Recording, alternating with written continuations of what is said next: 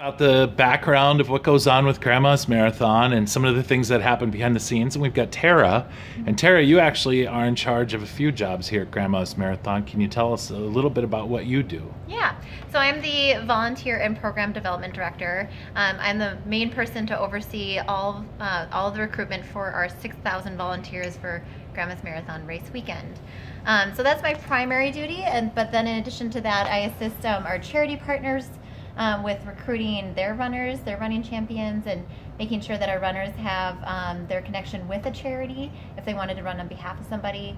We have a running club program, so we can encourage running clubs locally and nationally to come and participate in our marathon. And then I just assist with all the other billions of events that we seem to have been going on around here. So, yeah. So with the volunteers, how many different volunteers do you recruit? Are you somebody that just does people that might hand out medals in the water and stuff like that? Or do you also recruit the bike riders that ride out in front of the marathons and things like that too? It's kind of a little bit of a collaboration. My position and the race director work very closely with each other. If he needs additional help with reaching out to find volunteers for those areas, he'll check with me and I'll assist with looking in the area with some of the contacts I have, or, posting it on our website that we need to have a position that opens. But primarily I look for the volunteers for our water stations, our med team, our gear bags in the finish area, which is a really exciting area. Very important too. Very important area, yeah. And then course marshals, and then there's a bunch of little pockets of things along the way, but those are a really big ones. One thing that I learned in doing the marathons over the years is some of the runners have some specialized foods and drinks that they have along the race course. Who's in charge of things like that? So we have our elite director. She oversees hospitality and our elite runners, and that's Sarah. So she has her own very special task force, if you want to call them, which is really cool. A lot of our volunteers have been around for 30 plus years, and they take a lot of pride in what they do. Sarah's crew has a lot of pride in what they do in helping our elite runners with ensuring that they get their water bottles at the appropriate stations, that they have their certain foods that they need, hospitality. We welcome and greet them because these people are coming from all over the world to Duluth, Minnesota, and we want to make sure that they feel warm and welcome, just like Duluthians normally do. Can you tell me about some of the things, some of the specialized things they might have? Like what are, I noticed one time one of the runners picked up what looked like a cookie, and I know it's not, they're probably not eating a Famous Amos chocolate chip cookie. But is anything allowed on the race course? I mean, if somebody wanted to stash hot dogs at the 22nd mile, is that something that's allowed or no? I honestly don't know. Sarah would be the best person to ask that. And then of course I am the newest person, so I focus on just my thing right now. But Sarah would be able to give you some answers. I really hope though that somebody does request to have hot dogs along the course, because that would be really funny. I know there was a beer station one year. There was the one guy that was handing out free beer while it lasted. Yeah. I don't know much about that. The elite runners never took any though. Yeah, no. Probably didn't help enhance their performance, I'm going to guess. Right. So now what do the water stations need, since you handle the water stations? Is there a truck that gives them the water? Do they have to supply their own water?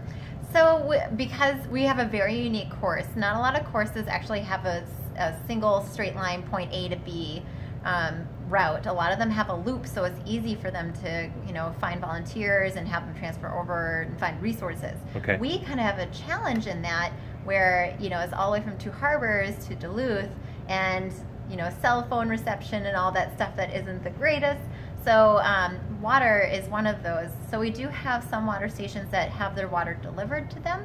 And then we also have some water stations that rely on the kindness of our community and our neighbors. And we have a lot of really great community members in Duluth that cheer on and support Grandma's Marathon and recognize the benefits that it brings to the community, and offer the driveway for the water stations to set up their table, maybe allow them to use their electricity. We have some really great community members along the course, and we're very thankful to have them. One thing I noticed is you said a lot of the volunteers have been around for a long time. Yeah. That almost makes it easy and hard at the same time. Easy because they know what they're doing. You don't really have to go and say, all right, here's the way we do things with the marathon. But does it make it hard as well because, hey, you know what, lady, I've been doing this for 20 years, okay?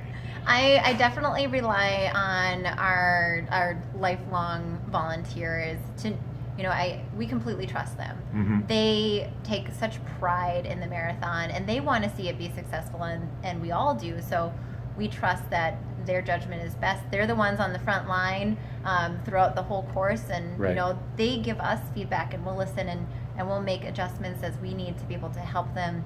But since the 70s, a lot of things have changed.